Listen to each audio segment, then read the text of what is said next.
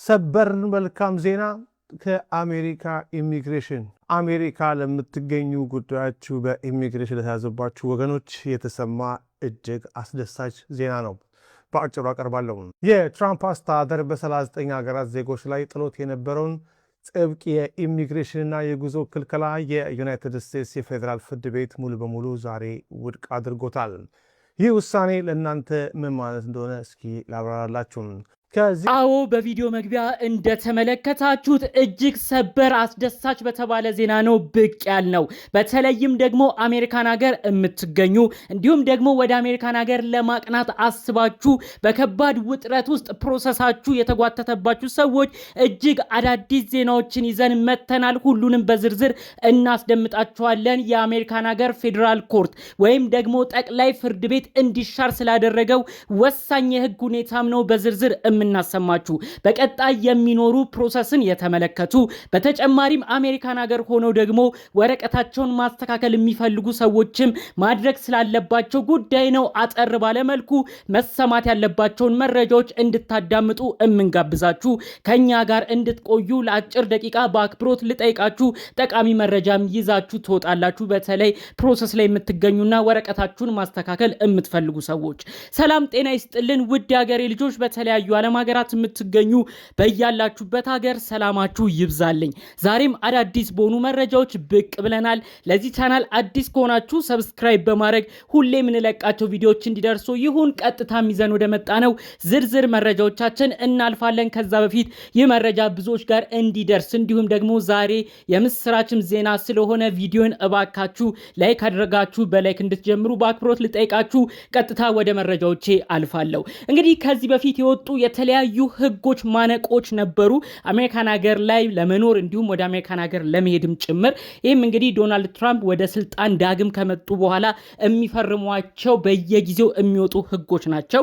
ታዲያ አዲሱ ከሰሞኑ የወጡ ህጎችን በተመለከተ በፌዴራል ኮርት ወይም ደግሞ በጠቅላይ ፍርድ ቤት የተሻረውን ህግ አስመልክቶ ነው ብዙዎች ሰበር ምስራች እያሉ መረጃውን ሲነግሩን የቆዩት። ይህ የወጣው ህግ እንግዲህ ከዚህ በፊት የወጣ 39 ሀገሮች ላይ የተጣለ ከባድ የጉዞ እገዳ እንዲሁም አሜሪካን ሀገር የሚኖሩትንም ጭምር ምንም አይነት ፕሮሰስ ወረቀት እንዳያስተካክሉ ያገደ ህግ ነበረ። ይህም በስፋት ልንገራችሁ። በተለይ ደግሞ 39 ሀገር ላይ የተጣለው ህግ ተነስቷል ሲባል ብዙዎች ሀገራችን ኢትዮጵያ ከሰሞኑ የተጣለባትንም የጉዞ እገዳ መስሎት ብዙ ሰው ሙሉ ለሙሉ አሁን ሁሉ ነገር ቀርቷል፣ ፕሮሰስም ወይም ደግሞ ቋሚ ነዋሪም ማመልከት የምንፈልግ ሰዎች እንችላለን ወይ እያሉ በመወዛገብ ውስጥ ሆነው መረጃ ሲጠይቁ ነበር። ይህን ተንተን ባለ መልኩ ልንገራችሁ። አሁን የተሻረው ህግ እንግዲህ 75 ሀገራችንን ኢትዮጵያ ጨምሮ የታገደው ህግ አይደለም።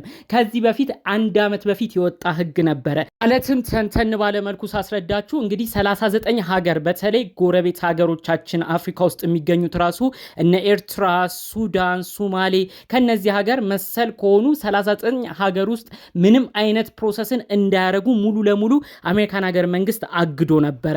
አሜሪካን ሀገር የገቡም እነዚህ ከጠራውላችሁ ሀገር ከ39 ውስጥ ከሆኑትም ወረቀታቸውን ምንም አይነት ነገር እንዳያስተካክሉ አሳይለም ጥገኝነት ጥየቃም ቢሆን ስታተስ መቀየር ቢፈልጉም ከ39 ሀገር ከመጡ ምንም አይነት ፕሮሰሳቸው እንዳይካሄድ ነበር የታገዱት። እንዲሁም ደግሞ እንግዲህ ካልኳችሁ ከ39 ሀገር ገና ወደ አሜሪካን ሀገር መግባት የሚያስቡት ራሱ ምንም አይነት ቪዛን እንዳይሰጣቸው ነው ሙሉ ለሙሉ ታግዶባቸው የነበረው። የቅርብ ጊዜ እገዳ በተለይ ሀገራችንን ኢትዮጵያ ጨምሮ 75ቱ ሀገራት ላይ የጉዞ እገዳ ሲጣል እንግዲህ የተጣለው ለየት ባለ መልኩ ነው። ቋሚ ነዋሪነትን የሚያመለክቱ ወይም ኢሚግራንት ቪዛን ወይም ደግሞ አንድ ሰው ልጆቹ ጋር ቤተሰቡ ጋር የትዳር አጋሩ ጋር ቋሚ ነዋሪ ለመሆን ሲፈልግ እዛ የሚጠይቀው ቪዛ ነው እንግዲህ በሀገራችን ኢትዮጵያ የታገደው። ነገር ግን እነዚህ 39 ሀገራት ላይ ግን ሁሉም የቪዛ አይነት ነው የታገደው። አሁን በሀገራችን ኢትዮጵያ አሁንም ድረስ የጊዜያዊ ቪዛን አንድ ሰው አመልክቶ ወደ አሜሪካን ሀገር ማቅናት ይችላል።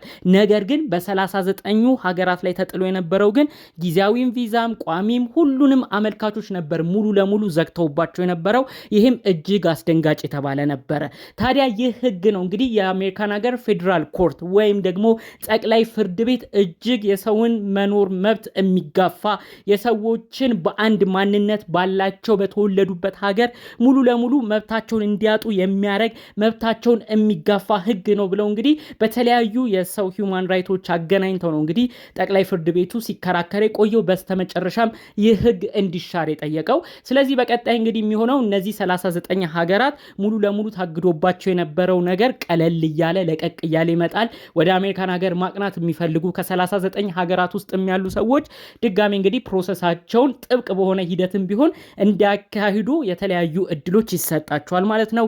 አሜሪካን ሀገርም የገቡ ፕሮሰሳቸውንም ማስተካከል የሚፈልጉ ሰዎች የተለያዩ ጥብቅ ምርመራ ቢደረግባቸው ፕሮሰሳቸውን ማስተካከል እንዲችሉ ነው እንግዲህ ፍቃድ እንዲሰጣቸው የሆነው ማለት ነው። ታዲያ ይህን አስመልክቶ ነው ብዙዎች በደስታ በመሆን ይህ ህግ እጅግ ያስደስታል በማለት ሰበር የምስራች እያሉ በተለያዩ ቦታዎች ሲያሰራጩ የነበረው። ይህ ነገር ከሀገራችን ኢትዮጵያ ጋር ምን ያገናኛዋል ካላችሁኝ አሁን የሚከተሉትን ነጥቦች ለእናንተ ላካፍላችሁ መረጃውን። እንግዲህ ይህ ህግ 75ቱን ሀገራት አያካትትም ብያችኋለሁ። 39ኙ ሀገራት ሙሉ ለሙሉ የታገዱ ነበረ።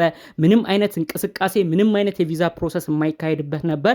እሱ ነው ፍቃድ የተሰጠው። ነገር ግን ሀገራችንን ኢትዮጵያ ጨምሮ 75ቱ ሀገራት ደግሞ የታገዱት ቅድም እንዳልኳችሁ ቋሚ ነዋሪነትን የሚያመለክቱ ናቸው እንጂ ጊዜያዊ የሚያመለክት ሰው በጉብኝት መሄድ የሚፈልግ በትምህርት በወርክ ቪዛ የሚያመለክት ሰው አሁን ድረስ እንግዲህ የአሜሪካን ኤምባሲ ፕሮሰስ አድርጎ የተለያዩ ቪዛዎችን ይሰጣል። አንድ ግለሰብም አሜሪካን ሀገር መሄድ ይችላል ማለት ነው።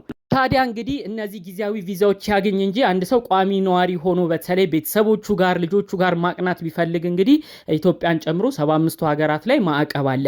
ይሄ ማዕቀብ እንግዲህ በቀጣይ እንደ 39ኞቹ ሀገሮች እንደተነሳው የመነሳት እድል አለው።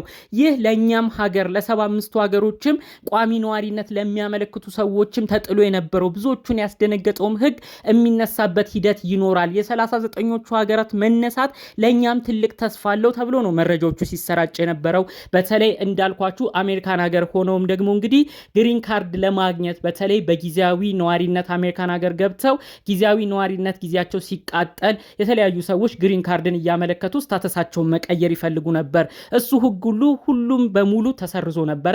እሱም እንግዲህ እንደ አዲስ የሚታይበት እድል ይኖራል። ምክንያቱም 39ኞቹ ሀገራት ላይ የታገደው ከዓመት በፊት የወጣው ህግ በአሜሪካን ሀገር ፌዴራል ኮርት የሰዎችን መብት የጣሰ ነው ተብሎ ትልቅ ክርክር ገጥሞት ነው እንዲሻር የተደረገው። ስለዚህ አሁንም 75 ሀገራት ላይ ተጥለው የነበረው ሀገራችንን ኢትዮጵያም የጨመረው ብዙ ሰው ፕሮሰስ እንዳያደርግ ማነቆ የሆነበት አሜሪካን ሀገርም የኖረ እንግዲህ ብዙ ሰው ስታተሱን ለመቀየር ወረቀቱን ለማስተካከል ብዙ ማነቆ የሆነበት ህግ ይሄም በቅርቡ ሊሻር ይችላል ተብሎ ነው እንግዲህ እንደ አዲስ ተስፋ እየተነገረለት የሚገኘው። ከዚህ በፊት ካስታወሳችሁ ከ39ኛ ሀገሮች ውስጥ ሰዎች እንዲመጡ አዲሱ ጠቅላይ ፍርድ ቤት ከማስፈቀዱም በፊት አንድ ህግንም እንግዲህ የጠቅላይ ፍርድ ቤቱ እንዲሻር አድርጓል። ብዙዎቻችሁ ካስታወሳችሁ ቲፒኤስ ወይም ደግሞ ጊዜያዊ ጠለላ ቴምፖራሪ ፕሮቴክትድ ስታተስ በእንደዚህ ቪዛ 5000 የሀገራችን ኢትዮጵያኖች በአሜሪካን ሀገር ውስጥ ይኖራሉ። በተለያዩ ጉዳይ ወደ ሀገራችን ኢትዮጵያ መመለስ አንፈልግም፣ ጊዜያዊ ጠለላ ተደርጎልን አሜሪካ እንኑር ብለው ለረጅም ዓመት አሜሪካን ሀገር የሚኖሩ ሰዎች ነበሩ። እነዚህ ግለሰቦች ላይ ታዲያ ዶናልድ ትራምፕ ወደ ስልጣን ከመጡ በኋላ ሀገራቸው ኢትዮጵያ ሰላም ነው፣ እንዲሁም በሌላም ቦታ የመጡ ሰዎች ወደ መጡበት ሀገር ይመለሱ ብለው ህግ አውጥተው ነበር።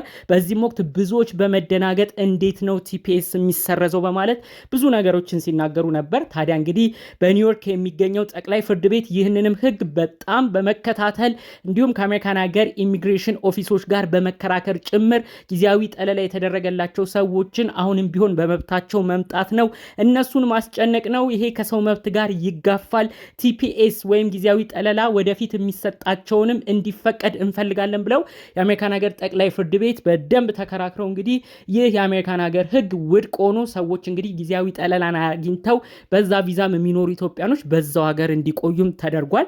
ስለዚህ እንግዲህ የአሜሪካን ሀገር ፍርድ ቤቶች ሁለት ትልልቅ ህጎችን ነው ከዚህ በፊት ወጥተው የነበረውን እንዲሻር ያደረጉት። በስተመጨረሻም እንግዲህ የህግ አማካሪ በተለይ በአሜሪካን ሀገር ሆነው የተለያዩ ጉዳዮችን የተለያዩ ስደተኛ ኬዞችን የሚያመከሩ የሀገራችን ልጆችም ነው እንግዲህ ተጨማሪ መረጃዎችን በዚህ ጉዳይ እየሰጡ የሚገኘው።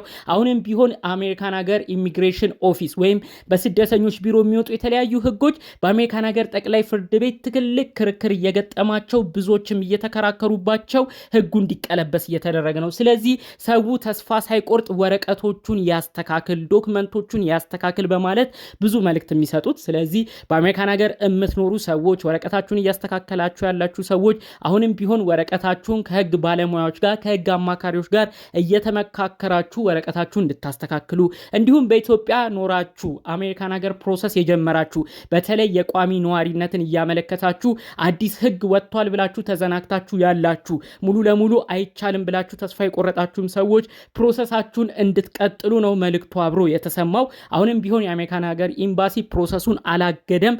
ነገር ግን ያገደው ቪዛን ስትጠይቁ ኢንተርቪው ለማድረግ ስትገቡ ቪዛ አይመታም እንጂ ፕሮሰስ ሂደቱ አሁን ድረስ አልቆየም፣ አሁን ድረስ አልታገደም ማለት ነው። ስለዚህ ፕሮሰሳችሁን አድርጋችሁ ሁሉም ነገር እስከ ቪዛ ኢንተርቪው ያለውን አጠናቃችሁ ነገ ላይ ይሄንንም ጉዳይ የ39 ሀገራቱ እንደተሻረው 75 ሀገራት ላይም ተጥለው የነበረው ሀገራችንን ኢትዮጵያንም ተጥሎባት የነበረው የቋሚ ነዋሪነት ማመልከቻ ሙሉ ለሙሉ ከተነሳ በቀላሉ እንግዲህ ፕሮሰሳችሁን አድርጋችሁ ለመሄድ ያስችላችኋልና አሁን የጀመራችሁትን ፕሮሰስ ሳትዘናጉ እንድትቀጥሉበት ነው እንግዲህ መልእክት ሐሳብ የተሰማው ማለት ነው። እንግዲህ እኛም ዛሬ ጠቅለል ባሉ መረጃዎቻችን ከሰሞኑ የአሜሪካን ሀገር መንግስት የሚያወጣውን በተለይ ስደተኞችን በተመለከተ በሌላ በኩል ጠቅላይ ፍርድ ቤቱም ያ ህጎች እንዲቀለበስ የሚያደርጉትን የተለያዩ ሂደቶችን ነው እያስደመጥናችሁ የነበረው። የዛሬው መረጃዎቻችን ይህን ይመስሉ ነበር። በሌላ አዳዲስ መረጃዎቻችን እስክንገናኝ ለዛሬ ይዘን የመጣነው መረጃ ይህን ይመስል ነበር። በሌሎች ቪዲዮዎች እስክንመጣ ሰላሙን ሁሉ ተመኘሁላችሁ። ሰላም።